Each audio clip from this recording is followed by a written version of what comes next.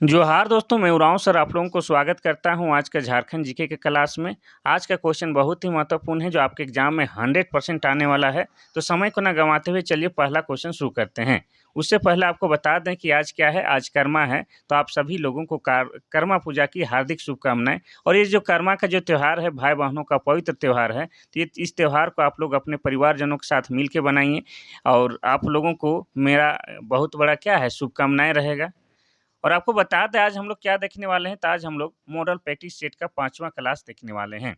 इससे पहले हम लोग मॉडल प्रैक्टिस सेट का जो है 4 क्लास जो है ऑलरेडी कंप्लीट कर चुके हैं या पूरा कर चुके हैं। और जिन लोगों ने नहीं देखा है तो एक बार ज़रूर से ज़रूर देखिएगा, क्योंकि उसमें जो है बहुत ही महत्वपूर्ण क्वेश्चन को हम शामिल किए हैं और वो आपके एग्ज़ाम के दृष्टिकोण से महत्वपूर्ण है। और ये जो मॉडल प्रैक्टिस सेट वाला जो सीरीज लाए हैं, इसमें क्या है, आपका झारखंड जीके का मिक्सअप क्वेश्चन होता है। झारखंड का इतिहास, झारखंड के भूगोल, झारखंड के संस्कृति, झारखंड के जनजाति, झारखंड के मेले और झारखंड के शिक्षण संस्थान, सब कुछ इसमें दिखाई देगा। जैसे आपका एग्जाम होता है उसमें मिक्सअप क्वेश्चन होता है, ठीक उसी प्रकार का क्वेश्चन सेट किए हैं। तो आप लोग एकदम निश्चिंत होकर पढ़ाई कीजिए।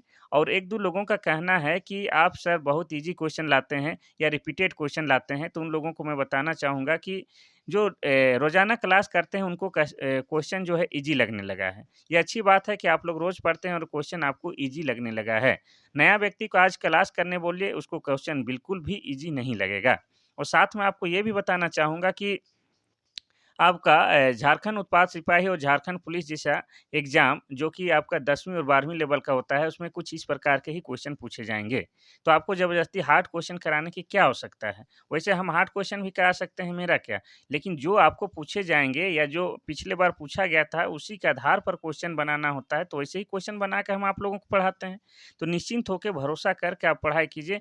आपको हम यकीन दिलाते हैं कि अगर रोज़ाना मेरा क्लास देखते हैं, तो आप झारखंड उत्पाद सिपाही या झारखंड पुलिस जैसे एग्जाम तो 100% पास कीजिएगा। चलिए, अब देखते हैं हम लोग पहला क्वेश्चन, बहुत सारा बातचीत हो गया। पहला क्वेश्चन कहता है कि झारखंड की सबसे बड़ी जनजाति कौन-सी है? पहला है हो, दूसरा उरांव, तीसरा मुंडा, चौथा है संथाल। इसका सही आंसर हो जाएगा आपका ऑप्शन डी, संथाल जनजाति। संथाल जनजाति झारखंड की सबसे बड़ी जनजाति है, जनसंख्या के मामले में। अगर बात की जाए संथाल जनजाति की, तो संथाल जनजाति संथाली भाषा बोलती है। कौन-सी? संथाली भाषा बोलती है। और संथाली भाषा को लिखने के लिए ओल चिकी लिपि का प्रयोग किया जाता है। किसकी? ओल चिकी लिपि का प्रयोग किया जाता है। और ओल चिकी लिपि का आविष्कार 1941 ईस्वी में किसने किया है? तो इसके आविष्कार 1941 ईस्वी में पंडित रघुनाथ मुर्मू ने किया है। ये भी आपको याद रखना है। साथ ही आपको ये भी याद रखना है कि 2003 में, कब? 2003 में संथाली भाषा को 8वीं अनुसूची में शामिल किया गया है। और 8वीं अनुसूची में जो है, अभी तक पूरे भारत से मात्र 22 भाषा को शामिल किया गया है। उनमें से एक आपका क्या है? संथाली लैंग्वेज है, जो कि झारखंड का ट्राइबल लैंग्वेज है। और आपको बता दें कि 2011 के जनगणना के अकॉर्डिंग जो है, आपका झारखंड में 32 जनजाति पाई जाती है, उन्हीं में से 8 आदिम जनजाति है।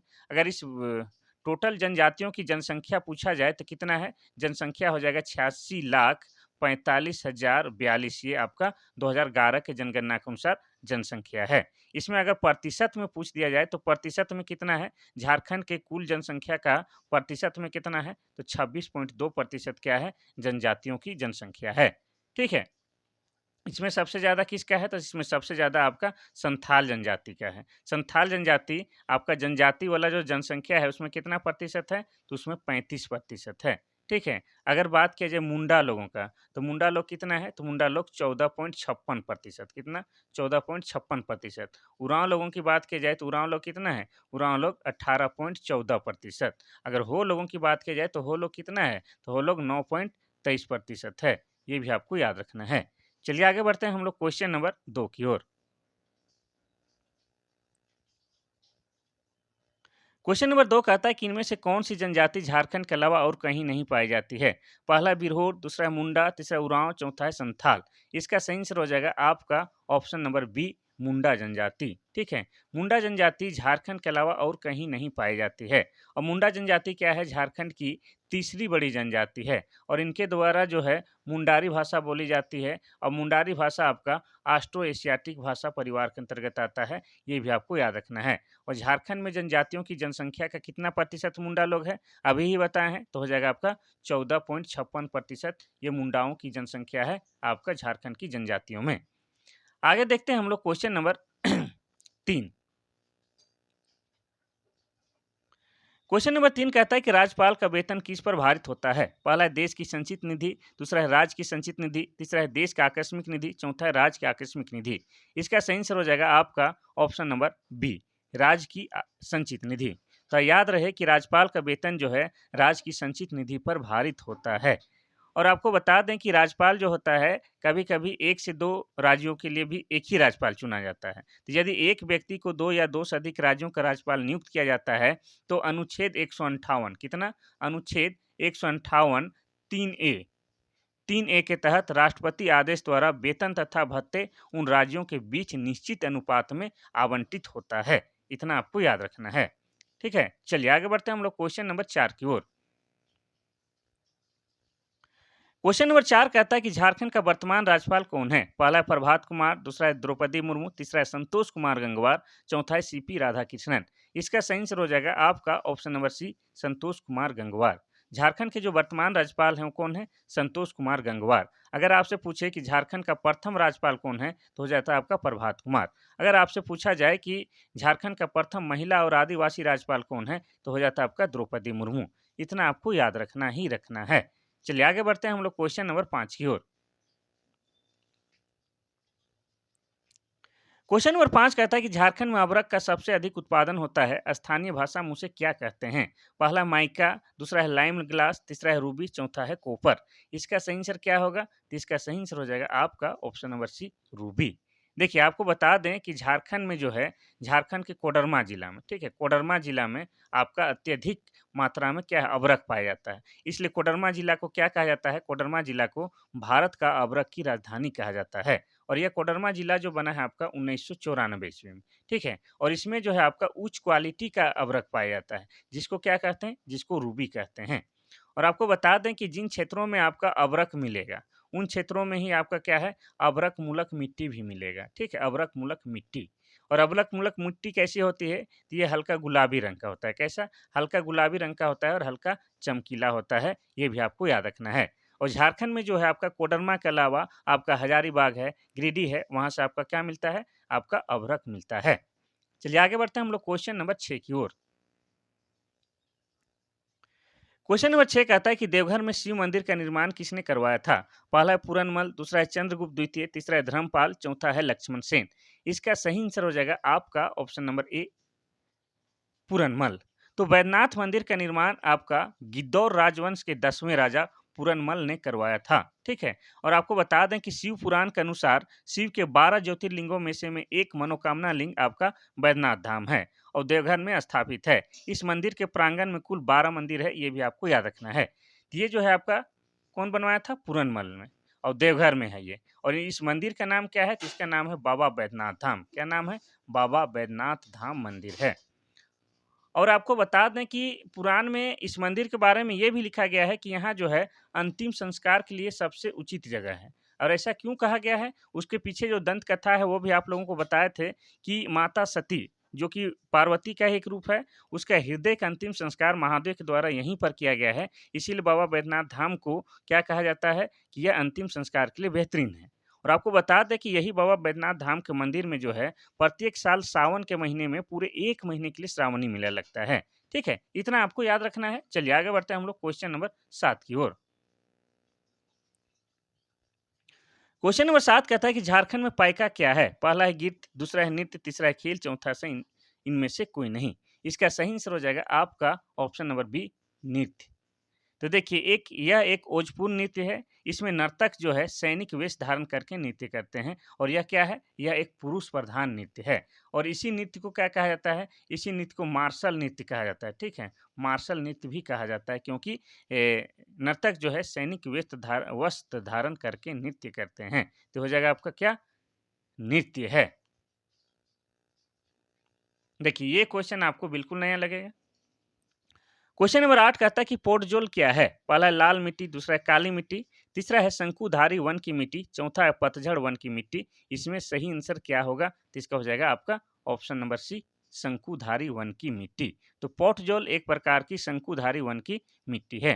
वैसे आपको बता दें कि झारखंड में जो है मुख्यतः 6 प्रकार की मिट्टी पाई जाती है। कैसी? 6 प्रकार की मिट्टी पाई जाती है, जिसमें सबसे प्रमुख मिट्टी कौन-सी है? लाल मिट्टी। झारखंड का जितना भी भू-भाग है, उसमें लगभग 90% भू-भाग पर जो है आपका लाल मिट्टी पाई जाती है। और लाल मिट्टी कैसी है? अनउपजाऊ मिट्टी है, यानी कि बंजर टाइप वाला ज़मीन में ये होता है, इसमें खेती-बाड़ी ठीक से नहीं होता है।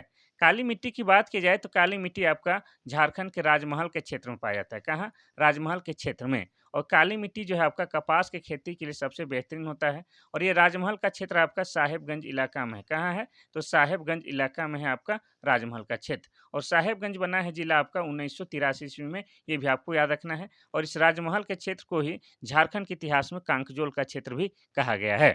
चलिए आगे बढ़ते हैं हम लोग क्वेश्चन नंबर 9 की ओर। क्वेश्चन नंबर 9 कहता है कि झारखंड की अधिकतर जनजातियां किस प्रजातीय समूह की है? पहला है प्रोटो ऑस्ट्रेलाइट, दूसरा है ऑस्ट्रेलाइट, तीसरा है मोंगलाइट, चौथा इनमें से कोई नहीं। इसका सही आंसर क्या हो जाएगा? Option number A proto Australoid. तो देखिए झारखंड की अधिकतर जनजातियां जैसे संथाल, हो, लोहरा, खड़िया, भूमिज, माल पहाड़िया, इन सबों का संबंध क्या है? प्रोटे ऑस्ट्रेलाइट प्रजाति समूह से है, ये आपको याद रखना है। चलिए आगे बढ़ते हैं हम लोग क्वेश्चन नंबर 10 की ओर।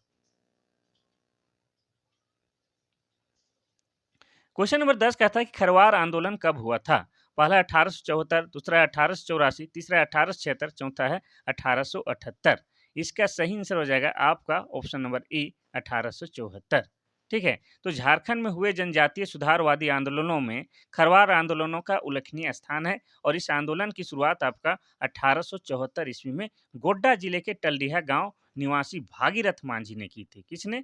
तो गोड्डा जिले का टलडीहा गांव निवासी भागीरथ मांझी ने की थी। यानी आप कह सकते हैं कि भागीरथी मांझी ने इस आंदोलन का यानी खरवार आंदोलन का नेतृत्व किया था। यह आंदोलन आरंभ में तो एकेश्वरवाद पर और समाजवाद पर और उसके सुधार और शिक्षा पर आधारित था, लेकिन बाद में यह बता रहे हैं कि बाद में यह अपने क्या है राजनीतिक रूप ले लिया। ये भी आपको याद रखना है।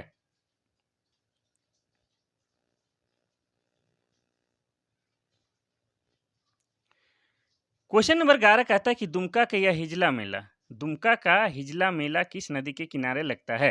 पहला है मयूराक्षी नदी, दूसरा है आपका दामोदर नदी, तीसरा है बराकर नदी, चौथा है स्वर्णरेखा नदी। इसका सही आंसर हो जाएगा आपका ऑप्शन नंबर ए मयूराक्षी नदी। देखिए दुमका जिला में आपका हिजला मेला लगता है और किस नदी के किनारे? तो मयूराक्षी नदी के किनारे। और मयूराक्षी नदी का ही दूसरा नाम क्या है? तो मोर नदी है। ठीक है, और ये मोर नदी कहाँ से निकलता है? तो ये निकलता है आपका अमरकंटक की पहाड़ी से निकलता है। ठीक है, अमरकंटक की पहाड़ी से। अमरकंटक की पहाड़ी से नहीं, गलत बता रहे हैं। ठीक है, ये अमरकंटक की पहाड़ी से नहीं निकलता है, ये त्रिगुट की पहाड़ी से निकलता है। कहाँ से? त्रिगुट की पहाड़ी से निकलता है। और त्रिगुट की पहाड़ी कहाँ है? तो ये आपका देवघर जिला में है। और देवघर जिला कब बना है? तो ये बना है 1983 ईस्वी में। अब हम लोग बात करेंगे हिजला मेला की। तो सबसे पहली बात तो ये दुमका में लगता है और इसका शुरुआत जो है एक अंग्रेज अधिकारी थे, जिनका नाम क्या था? उनका नाम आपको बता देते हैं। उनका नाम था कास्टेयर्स। उनके द्वारा शुरू किया गया था। ठीक है, कब किया गया था? तो 1890 में ये मेला शुरू किया गया था। ठीक है, इसमें जो है आपका संथाल परगना में संथाल जनजाति के लोग सबसे ज़्यादा हिस्सा लेते हैं, वो भी आपको याद रखना है। चलिए आगे बढ़ते हैं हम लोग क्वेश्चन नंबर 12 की ओर। क्वेश्चन नंबर 12 कहता है कि झारखंड का राजकीय फूल कौन सा है? पहला है कमल, दूसरा है पलाश, तीसरा है गुलाब, चौथा है गेंदा। इसका सही आंसर हो जाएगा आपका क्या?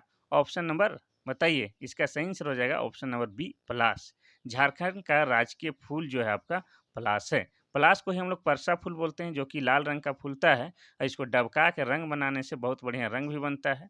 अब बाकी चीज़ जो राजकीय है झारखंड का वो बता देते हैं। अगर आपसे पूछा जाए झारखंड का राजकीय वृक्ष क्या है, तो हो जाएगा आपका साल। झारखंड का राजकीय वृक्ष साल है और साल को ही सखुआ कहते हैं। और सखुआ इसकी ही पूजा आपका सरहुल में किया जाता है। ठीक है, सरहुल में आपका साल वृक्ष की पूजा किया जाता है, ये भी आपको याद रखना है। अगर आपसे पूछ दिया जाए कि राजकीय पशु कौन सा है, तो राजकीय पशु हो जाएगा आपका हाथी। आपसे पूछ दिया जाए कि राजकीय पक्षी कौन सा है, तो हो जाएगा आपका कोयल। आपसे पूछ दिया कि राजकीय खेल कौन सा है, तो हो जाएगा आपका हॉकी। और आज के फल कौन सा है, तो हो जाएगा आपका कटहल। ये सब याद रखना है। ठीक है, चलिए आगे बढ़ते हैं हम लोग क्वेश्चन नंबर 13। क्वेश्चन नंबर 13 कहता है कि संथाल विद्रोह कब हुआ था? पहला 1855, दूसरा 1857, तीसरा 1899, चौथा इनमें से कोई नहीं। इसका सही आंसर हो जाएगा आपका ऑप्शन नंबर ए 1855। देखिए संथाल विद्रोह जो हुआ था आपका 1855-56 में हुआ था, ठीक है? 1855-56 में हुआ था और इसकी शुरुआत आपके भोगनाडीह से हुआ था। कहाँ से हुआ था? तो भोगनाडीह से इसकी शुरुआत हुआ था और इस संथाल विद्रोह को ही क्या कहा जाता है? हूल आंदोलन कहा जाता है क्योंकि संथाल विद्रोहियों के द्वारा जो जोश जुनून बनाए रखने के लिए हुल हुल की आवाज़ लगाई जाती थी, इसलिए इस विद्रोह को हुल आंदोलन भी कहा जाता है। इसलिए झारखंड में जो है 30 जून को, कब? 30 जून को प्रत्येक साल हुल दिवस मनाया जाता है। इस दिन सरकारी अवकाश की भी व्यवस्था होती है। अब बात करेंगे संथाल विद्रोह का नेतृत्व किसने किया था? तो 4 भाई थे आपके सिद्धू कान्हू और आपके चांद भैरव। ये 4 भाई थे और इनकी 2 बहन फूलो झानो थी, जो कि सक्रिय रूप से भूमिका निभाई थी आपके संथाल विद्रोह में। इतना आपको याद रखना है आपके संथाल विद्रोह के बारे में। क्वेश्चन नंबर 14 कहता है कि झारखंड के वर्तमान मुख्यमंत्री कौन है? पहला बाबूलाल मरांडी, दूसरा है हेमंत सोरेन, तीसरा है रघुवर दास, चौथा है मधु कोड़ा। इसका सही आंसर क्या होगा? तो इसका सही आंसर हो जाएगा आपका option number B Hemant Soren. तो आपको बता दें कि हेमंत सोरेन जो हैं क्या है? हेमंत सोरेन शिबू सोरेन के बेटे हैं और वर्तमान समय में ये झारखंड के मुख्यमंत्री हैं और किस राजनीतिक पार्टी से हैं? तो जेएमएम यानी कि झारखंड मुक्ति मोर्चा से हैं।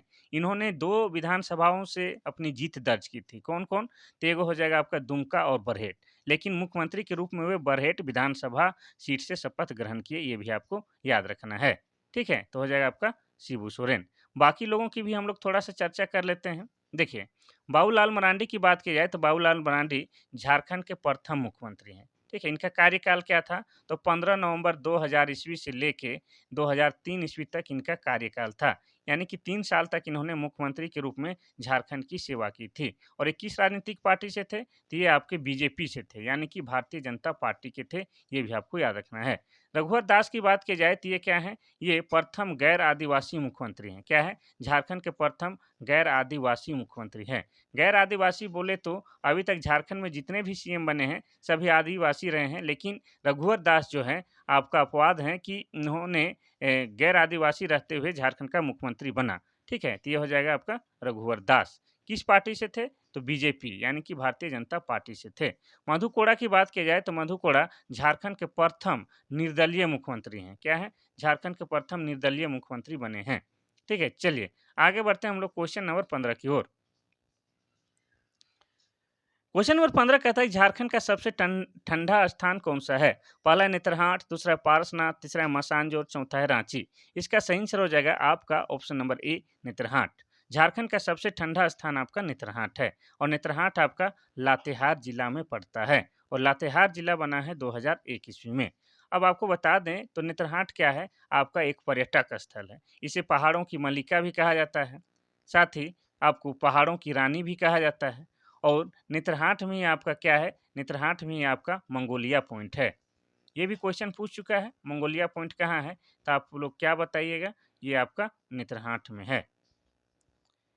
और आपको बता दें कि नेतरहाट में ही क्या है आपका झारखंड का सबसे अधिक वर्षा होता है और साथ ही झारखंड का सबसे अधिक ठंडा भी कहाँ लगता है? तो नेतरहाट में ही लगता है।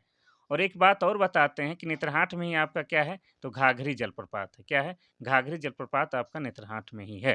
ठीक है, चलिए आगे बढ़ते हैं हम लोग क्वेश्चन नंबर 16 की ओर। उससे पहले और एक बात याद रखिए कि अगर पूछता है कि झारखंड में सबसे अधिक गर्म कहाँ लगता है? तो हो जाता है आपका जमशेदपुर। झारखंड के जमशेदपुर शहर में झारखंड का सबसे अधिक गर्म लगता है।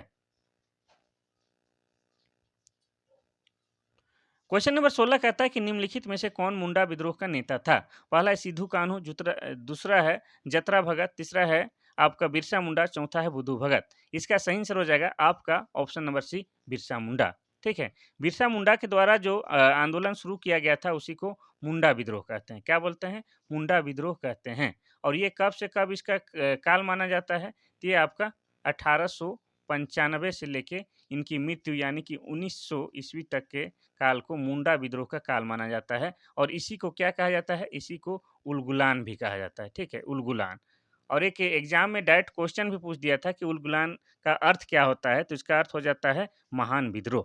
ठीक है, अब बिरसा मुंडा के बारे में रोज बताते हैं तो ज़्यादा कुछ नहीं बताते हैं। बताते हैं कि सिद्धू कान्हू का संबंध किससे है? तो सिद्धू कान्हू का संबंध आपका 1855-56 में जो हुआ था कौन सा संथाल विद्रोह, उससे संबंध है। जतरा भगत की बात की जाए तो जतरा भगत का संबंध आपका टाना भगत आंदोलन से, किससे? टाना भगत आंदोलन से है, और टाना भगत आंदोलन हुआ था आपका 1914 ईस्वी में।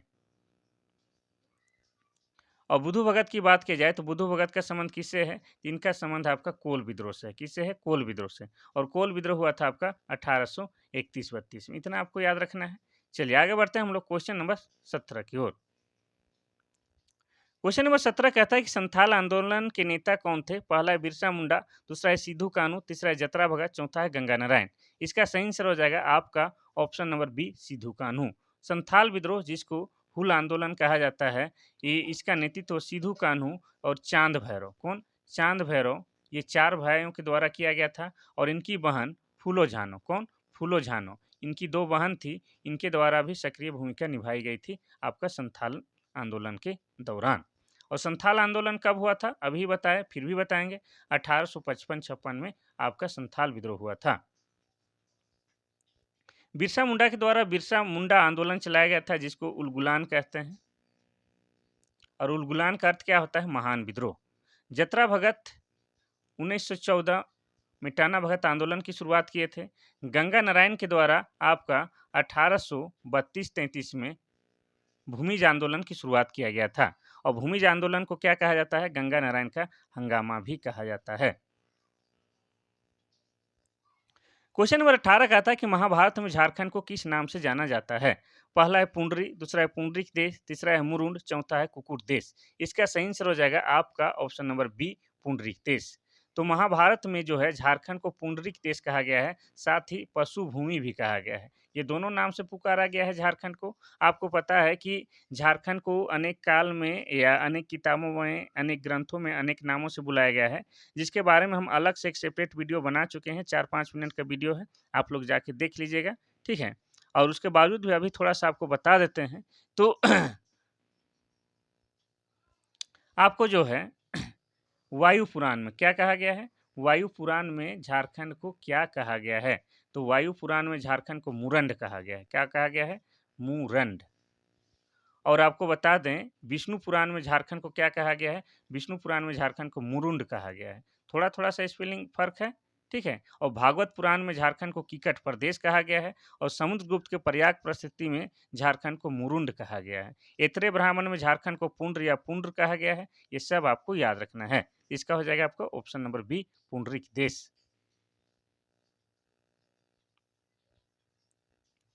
क्वेश्चन नंबर 19 कहता है कि झारखंड राज्य के गठन के बाद कितने नए जिलों का निर्माण किया गया है? पहला है 4, दूसरा है 6, तीसरा है 8, चौथा है 5। इसका सही आंसर क्या होगा? तो इसका सही आंसर हो जाएगा आपका ऑप्शन नंबर बी, 6। तो देखिए हम लोग का झारखंड राज्य का निर्माण कब हुआ है? तो झारखंड राज्य का निर्माण हुआ है आपका 2000 ईस्वी, 15 नवंबर 2000 ईस्वी को हमारा अपना झारखंड राज्य बना है, ठीक है। इसके बाद जो है 2001 में, कब? 2001 में आपका 4 जिलों का निर्माण होता है। कौन कौन सा? तो आपको बता दें, लातेहार, लातेहार जिला ये बना है आपका 4 अप्रैल 2001 को, ठीक है। 4 अप्रैल 2001 को लातेहार बना है। उसके बाद आपको बता दें कि 26 अप्रैल 26 अप्रैल 2001 को कौन सा जिला बना है? तो ये बना है आपका जामताड़ा बना है। और आपको बता दें 30 अप्रैल को कौन बना है? 30 अप्रैल लिख ही देते हैं, 30 अप्रैल 2001 ईस्वी को आपको सिमडेगा बना है। उसके बाद आपका कौन एक बन गया है, बच गया है? तो एक बच गया है आपका 30 अप्रैल 2001 ईस्वी को सरायकेला खरसावां जिला बना है। इस तरह से हो गया 22 जिला। फिर उसके बाद 12 सितंबर, ठीक है, 12 सितंबर 2007 ईस्वी को 2 जिले बने हैं आपके। कौन कौन? तो खूंटी और रामगढ़। इस तरह से झारखंड में जो है वर्तमान समय में 24 जिला है। और झारखंड गठन के बाद 6 जिलों का निर्माण हुआ है। चलिए आगे बढ़ते हैं हम लोग क्वेश्चन नंबर 20 की ओर। क्वेश्चन नंबर 20 कहता है कि झारखंड की जनसंख्या भारत की कुल जनसंख्या का कितना प्रतिशत है? पहला है 2.72%, दूसरा है 4%, तीसरा है 3.2%, चौथा है 3%। इसका सही आंसर क्या हो जाएगा? तो इसका सही आंसर हो जाएगा आपका ऑप्शन नंबर ए, 2.72%। वैसे आपको बता दें कि 2011, ठीक है, 2011 के जनगणना के अनुसार झारखंड की कुल जनसंख्या कितनी है? तो 3 करोड़ 29 लाख 88,134 ये झारखंड की जनसंख्या है, जो देश की कुल जनसंख्या का 2.72% होता है। ये भी आपको याद रखना है। और 2011 की जनगणना के अनुसार ही जनसंख्या की दृष्टि से देश में स्थान कितना है, तो 14वां स्थान झारखंड का है। ये भी आपको याद रखना है, 14वां स्थान।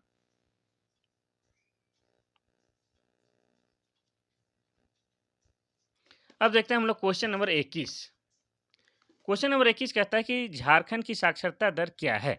पहला है 54.66, दूसरा है 52.11, तीसरा है 66.4 और चौथा है 57.6। इसका सही आंसर हो जाएगा आपका ऑप्शन नंबर सी 66.4। इसी को लिखा जा सकता है इस प्रकार 66.40, लेकिन दशमलव के बाद जीरो का मतलब नहीं है, इसीलिए हम लोग इसको क्या बोल सकते हैं, 66.4। तो 2011 के जनगणना के अनुसार झारखंड की साक्षरता दर क्या है, तो झारखंड की साक्षरता दर हो जाएगा 66.4 है। इसमें भी अगर पूछा जाए कि पुरुष साक्षरता दर कितना है, तो पुरुष साक्षरता दर हो जाएगा आपका 76.8। और इसमें महिला साक्षरता दर पूछ लिया जाए तो महिला साक्षरता दर हो जाएगा आपका 55.4। ये भी आपको याद रखना है। वहीं अगर आपको पूछ लिया जाए कि ग्रामीण साक्षरता दर कितना है, तो ग्रामीण साक्षरता दर हो जाएगा आपका 61.1 हो जाएगा। ठीक है। और अगर पूछ दिया जाए नगरीय साक्षरता दर कितना है, तो हो जाएगा आपका 82.2, 82.3। ये हो गया नगरीय साक्षरता। और आपको बता दें कि इसमें और भी कुछ है जो पूछ सकता है। जैसे आपको पूछ सकता है कि सबसे अधिक साक्षरता दर वाला जिला कौन-सा है? तो हो जाएगा आपका रांची। चाहे पुरुष की बात किया जाए, चाहे महिला की बात किया जाए, सबसे अधिक साक्षरता दर वाला जिला आपका रांची हो जाएगा। और सबसे कम साक्षरता दर वाला जिला कौन-सा हो जाएगा? तो पुरुष की बात किया जाए या महिला की बात की जाए, दोनों ही मामले में कौन पीछे है? तो हो जाएगा आपका पाकुड़। चलिए आगे बढ़ते हैं हम लोग क्वेश्चन नंबर 22 की ओर।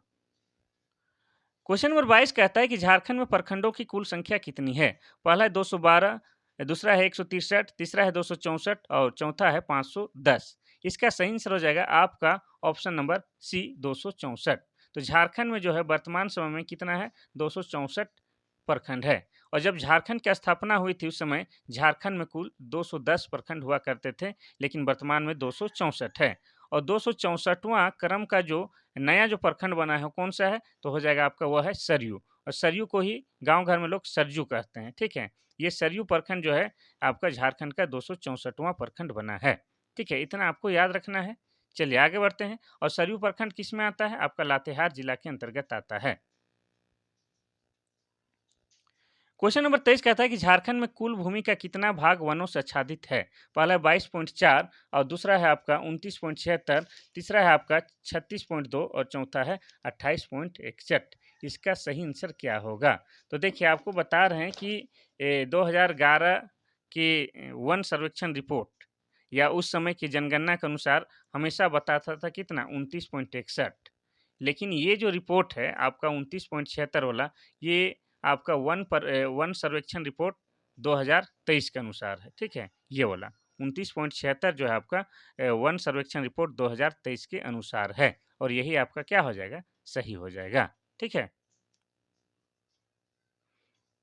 इसमें भी अगर आपको पूछ दे कि सबसे ज़्यादा वन में क्षेत्रफल वाला जिला कौन-सा हो जाएगा, तो आपका हो जाएगा कौन-सा? लातेहार हो जाएगा। ठीक है, लातेहार में सबसे ज़्यादा वन है। पहले हुआ करता था आपका चतरा, लेकिन अब हो गया है लातेहार। और सबसे कम क्षेत्रफल वाला वन वाला जिला पूछेगा तो हो जाएगा आपका जामताड़ा। चाहे प्रतिशत में बात किया जाए या क्षेत्रफल की दृष्टि से बात किया जाए, सबसे कम हो जाएगा आपका जामताड़ा। तो देखिए 23 नंबर का तो सही आंसर हो जाएगा आपका ऑप्शन नंबर बी 29.76।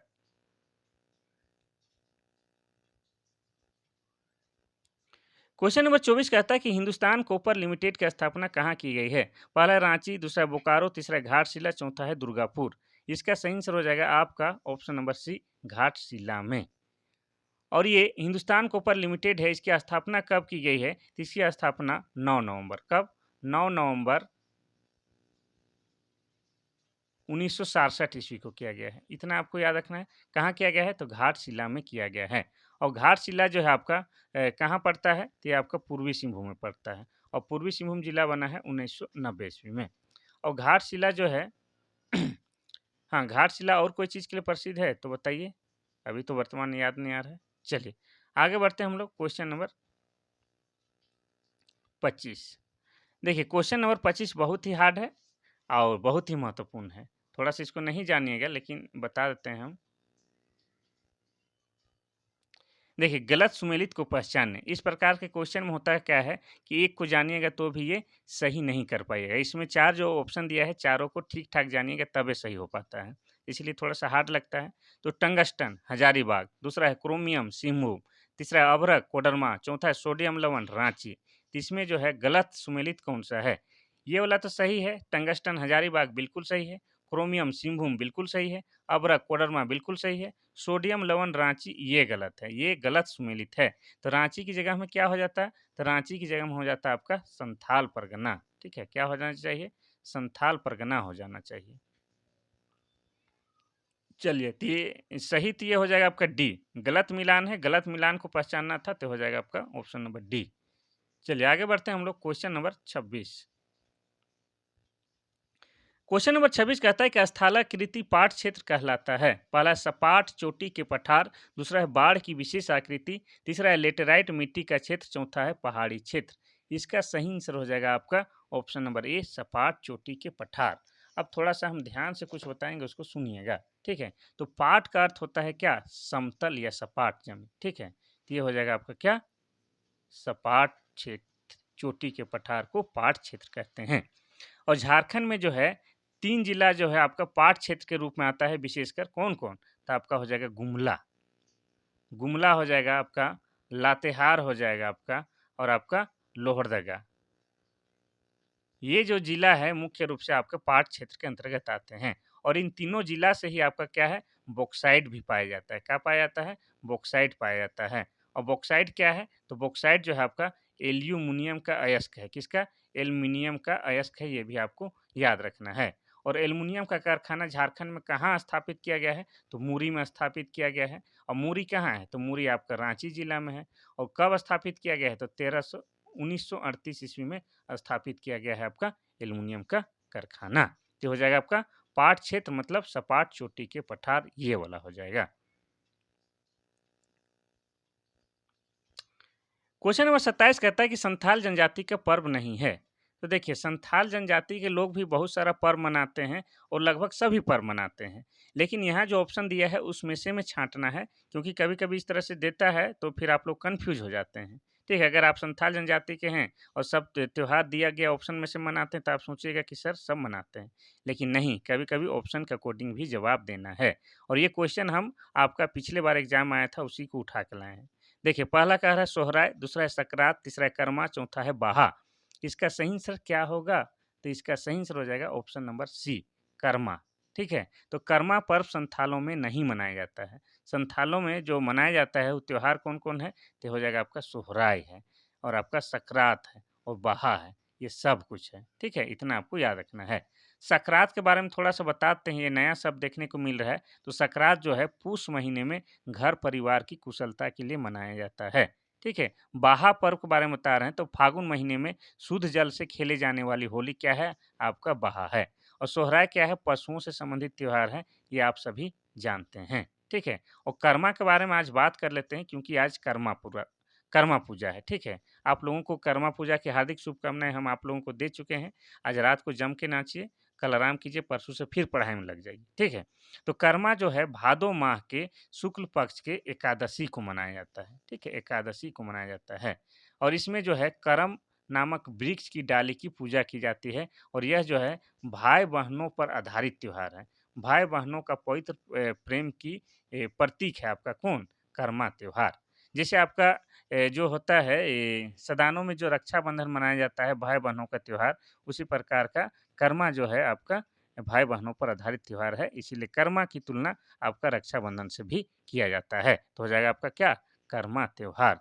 ले पहन ले करम गाइड दे, धुचका देबो फुचका देबो करम गाइड दे। यही सब चलेगा आज रात भर। क्वेश्चन नंबर 28 कहता है कि झारखंड से गुजरने वाली राष्ट्रीय राजमार्ग में सर्वाधिक लंबा है।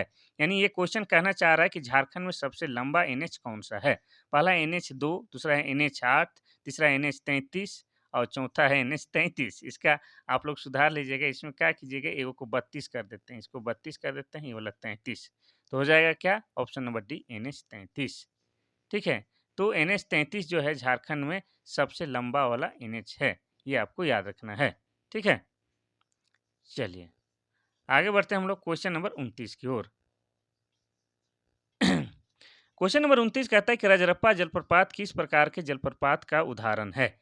देखिए, यहाँ पर क्वेश्चन बहुत टफ है, इसको थोड़ा-सा बताएँगे, लेकिन थोड़ा-सा साइंटिफिक तरीके से बताएँगे तो आप लोग समझने का प्रयास कीजिएगा। पहला है नाइक पॉइंट, दूसरा है सिप्रिका और तीसरा है लटकती घाटी, चौथा है दैत्याकार सोपान। इसका सही आंसर हो जाएगा आपका ऑप्शन नंबर ए, नाइक पॉइंट।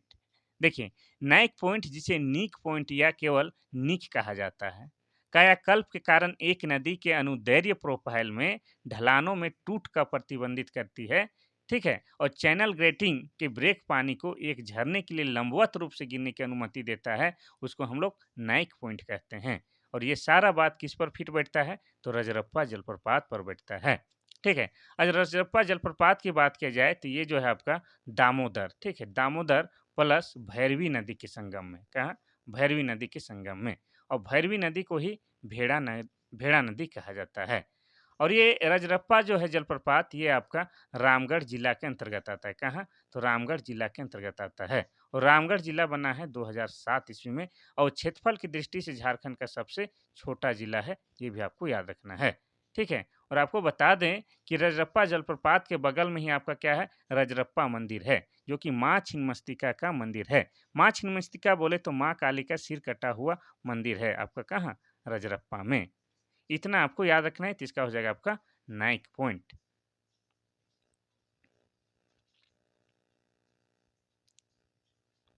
क्वेश्चन नंबर 30 और आज का आखिरी क्वेश्चन कहता क्या है कि राज्य की अर्थव्यवस्था मुख्यतः आधारित है। पहला है कृषि पर, दूसरा है उद्योग, तीसरा है वन, चौथा है खनिजों पर। इसका सही आंसर हो जाएगा आपका ऑप्शन नंबर ए, कृषि पर। तो झारखंड के निवासियों का प्रमुख व्यवसाय क्या है? कृषि है।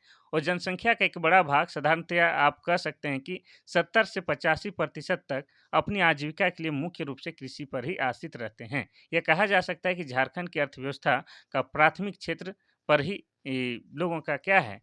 पूरा जीवन व्यतीत होता है। यानी कि सबसे प्रमुख काम क्या है? आपका कृषि है। उसके साथ-साथ क्या है? पशुपालन है। ठीक है? तो हो जाएगा आपका कृषि। क्योंकि आपको पता है कि झारखंड क्या है? आदिवासी बहुल राज्य है और आदिवासी के साथ-साथ आपका सदान भी जो भी हैं, सबका जो है मुख्य पेशा झारखंड में तो भाई कृषि है। और कृषि भी यहाँ पर जो है आपका क्या है? मानसून पर आधारित कृषि होता है। ठीक है? क्योंकि सिंचाई की जो है व्यवस्था ठीक-ठाक नहीं है, तो मानसून का जो बारिश होता है उसी पर आधारित ये कृषि करते हैं, जिनके कारण यहाँ की जो है किसानों की स्थिति खराब हमेशा बनी रहती है। और इसमें जो है किसानों के द्वारा जो है सर्वाधिक खेती किसकी की जाती है? तो धान की जो है सबसे अधिक खेती की जाती है। इसमें भी अगर आपको पूछे कि धान की खेती सबसे अधिक किस जिला में किया जाता है? तो हो जाएगा आपका पश्चिम सिंहभूम, ठीक है? पश्चिम सिंहभूम। और धान के बाद जो है दूसरा सबसे प्रमुख खेती की जाती है झारखंड में, वो क्या है? तो हो जाएगा आपका मक्का। और मक्का सबसे अधिक उत्पादन कहाँ किया जाता है? तो हो जाएगा आपका पलामू में। और पलामू जिला जो है आपका तिलहन, दलहन, ये सब का उत्पादन में भी क्या है? सबसे आगे क्या है आपका? पलामू जिला आगे है, ये आपको याद रखना है।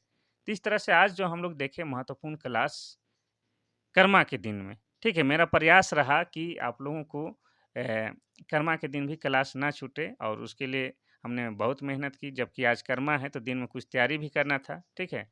अखड़ा-उखड़ा जाना है, नाचना-गाना है, ये सब भी करना है, सब कुछ साथ में करना है। ऐसा नहीं कि नौकरी लगेगा तबे सब कुछ करना है, वैसा नहीं, सब कुछ साथ में करते हुए चलना है, क्योंकि ज़िंदगी को किसने देखा है? आज है, कल नहीं है, तो बैलेंस बना के चलना है, वही है।